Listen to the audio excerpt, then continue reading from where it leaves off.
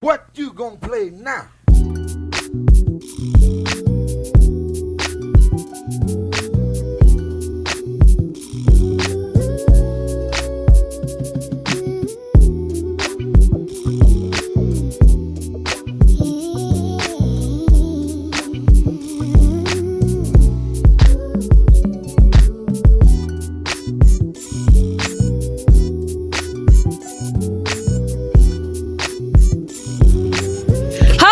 Girlies and my grinders, is your CEO / money making Tink, and you know why? Cause better have my money. Bitches better have my motherfucking money. And shit, we out here at the fucking Smoking on the Tracks 15th annual event, and we out here trying to get some content, see what's going on out here. We gotta put Macomb on. You gotta put Macomb on. This ain't really Macomb, this summit, but you know it's still Pike County, and we all represent as one. So let's get into it, you guys.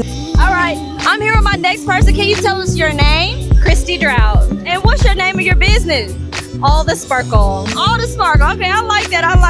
And how my business is, I ask a couple business questions and you answer to the best of your knowledge, okay? Okay. What's the financial mistake that taught you the most? For what I do, it's mainly just the fact that I love them so much, so I spend all my money on them. I understand. Instead of trying to sell them, I just buy them all so I can use them. Right. I like that. And it's okay. You know, as long as you like it, it's okay. What's one thing people waste money on when starting a business?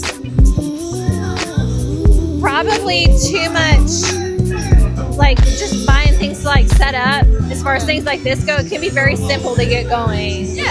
Yeah, just like, you don't need a bunch of stuff. You No. just need a little bit. Yeah, just like get rolling and generate that word of mouth, all that kind of stuff.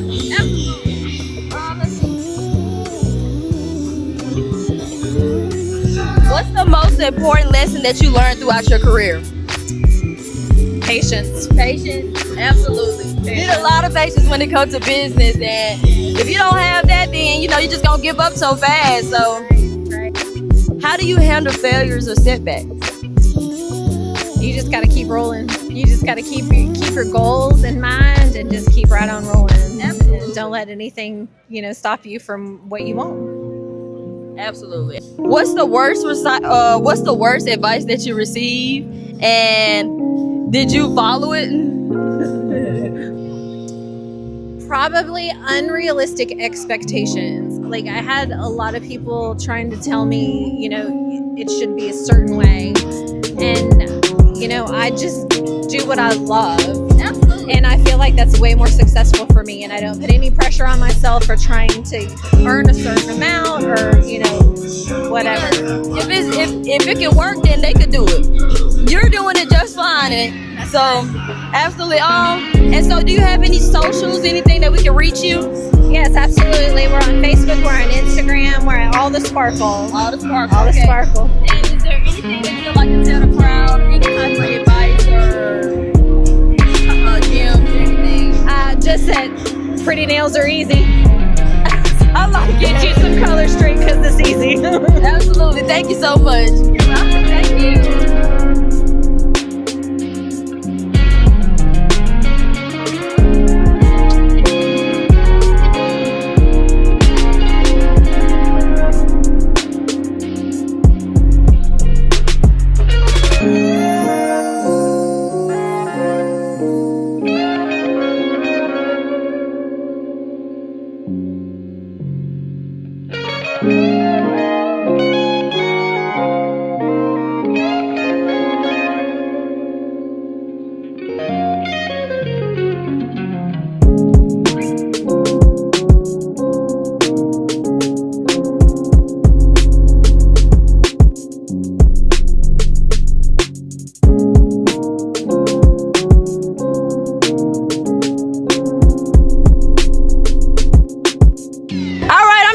Person, go ahead, tell us your name. Lamar Culverson. Okay, he's speaking for Mr. Rick right now since he's busy barbecuing. So can you tell us the name of the business?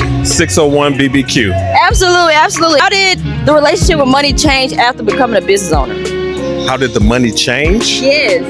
It got great. No, I mean, great? after, Opening up a business has its challenges. You know, you got to start out, you know, getting inventory, being able to have everything ready and prepared. And so the money, you know, you always got to have some backup ways and, you know, to keep things afloat. Some people have a couple jobs as well as opening their business as being an entrepreneur.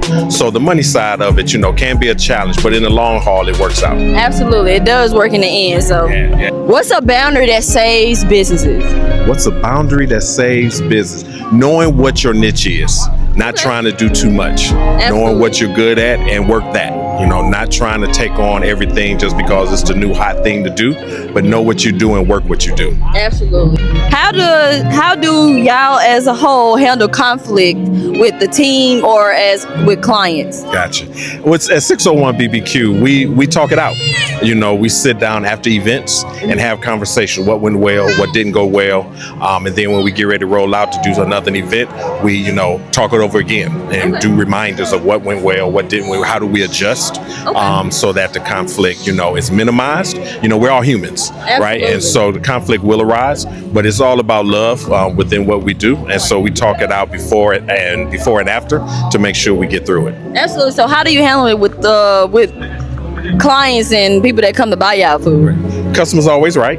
You know, and so customers always right. And hey, you know, we do barbecue, right? And everybody has barbecue. And so we may be for you.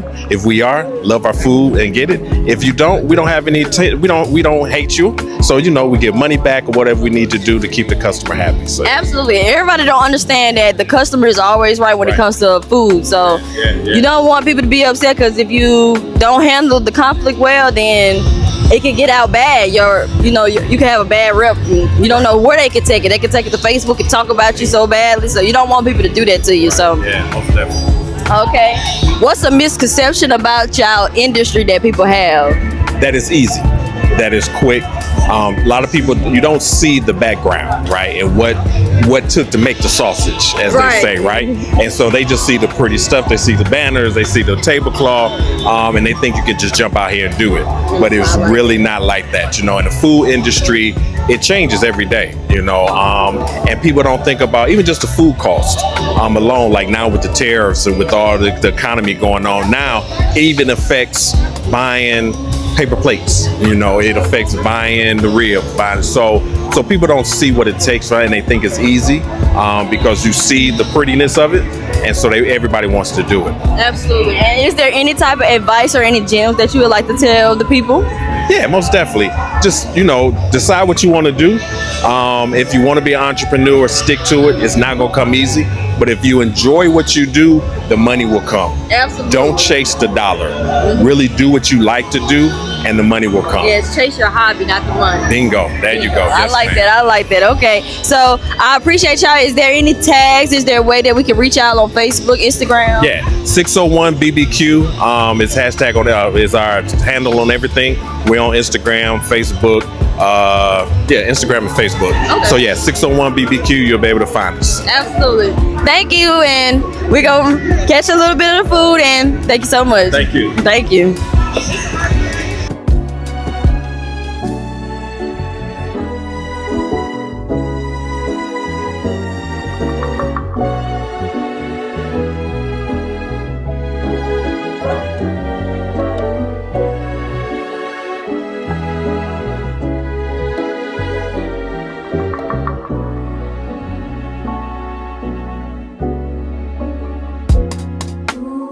All right, you guys, I'm here with my next people. And can you tell us your guys' name? Yes, I'm Blake Brewer. And what's yours? Chris Laird. And what's the name of your guys' business? We are Whiskey Hollow BBQ.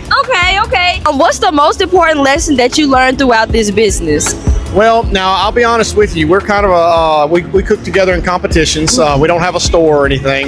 We kind of do this sort of thing that you see here. And the thing we learn is that the better you prepare on the front end, the better the product is on the other end. Absolutely, so, yep. Absolutely. What about you? Same. You want to manage your expectations. Okay. And if you just go out to only win, then you're not going to have a good time. So we have a lot of people here that we know. We meet a lot of people when we get a chance to cook together. So it's the biggest thing is to have fun and just let it fall where it falls. Absolutely. Something that your parents used to tell you that came to pass as an adult. Oh man. How much time? Boy, I know. I tell you what.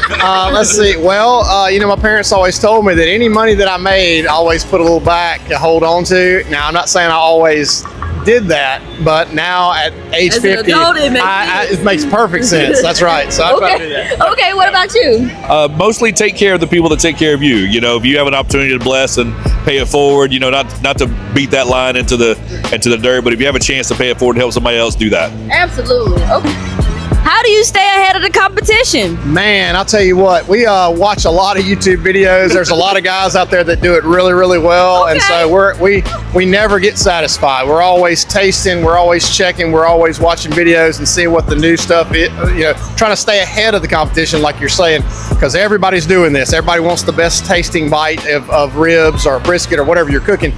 So we spend a lot of time looking and studying and reading. So absolutely. Yeah. You have anything different you want to say? No, just with that preparation, we do our best to maintain that, hey, you can be first this weekend and be dead last next weekend. So you just keep doing what you're going to do, and you're going to find the right table to be on. Absolutely, absolutely. And one more question is, what's the worst advice that you ever received, and did you take it? Man, worst advice. Man, you got me on the spot here. That's, I've been given a lot of advice in my day that's not been so good. I'm going to say,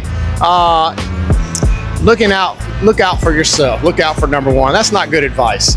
We don't get through this world alone, and so it's good to have friends. You may keep your circle close, but you're going to need somebody at some point. So always takes a village. Yeah. Like Chris said a while ago, you know, take care of those people that take care of you.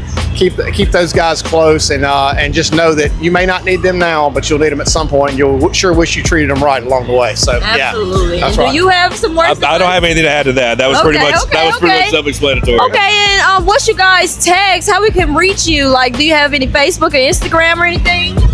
Yes. So if you go to my Instagram is just BR Brewer.WHF, which is Whiskey Hollow Foods at gmail.com is what our site is. But if you go on Instagram, I believe that handle is at BRBrewer.WHF. I gotta say, yeah, WHF. That's right. Absolutely. It's hard to say, easy to point. If you had your phone, I go, that's us right there. Right. That's it. Okay, and any type of gems or advice that you want to give to the crowd so they know, like any entrepreneurs that want to start a business? It's a lot easier to stand back and point at everybody else, you know, but take the big step. You know, you can't make money sitting on the sidelines, you know, so get out there and get after it. Absolutely, and I appreciate you guys letting me interview you, and I'm gonna make sure Thank you. tag you guys. Awesome. I'm on YouTube, the Tink Talk. Okay. So make sure you guys watch out, because I'm gonna be out there posting you guys. We're excited about that. I'm excited for you guys too. Thank you. All right. When we're toting those trophies around, maybe you can get us again. I'll make sure I come out here to see y'all guys. All right, thank you so much.